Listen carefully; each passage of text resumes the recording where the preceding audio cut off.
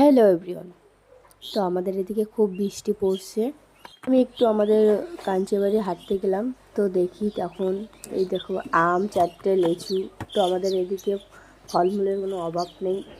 আম, লিচু, কাঁঠাল সব কিছুই আমাদের এদিকে আছে। আমি এই আমগুলো ধুয়ে এনে ফ্রিজে রেখে দিব। আমগুলো আগে ধুলাম, তো বালতির পানি ছিল বালতিতে, তাই আমি ধুয়ে ফ্রিজে ধুবো। বিকালে আমি এই 4টে আমকেই ঝালাবো। তো আমি তো একাই, সকাল 7টা বাজে, তো আমি এখন তো খাবো না। আব্বু কালকে পেপসি আনছে 4টা। আমার ভাই, বোন আর আপা বোন, তো ওরা বাড়ি গিয়েছে, আপা বোনের শ্বশুর বাড়ি। তো আমার ছোটো ভাইও গিয়েছে।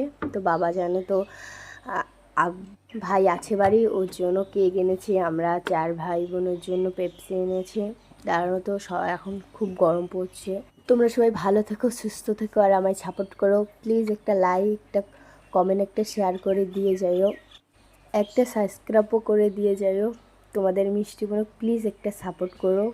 তোমাদের ভালোবাসায় আমি একটু আগাইতে পেরেছি। তো টাটা, সবাই ভালো।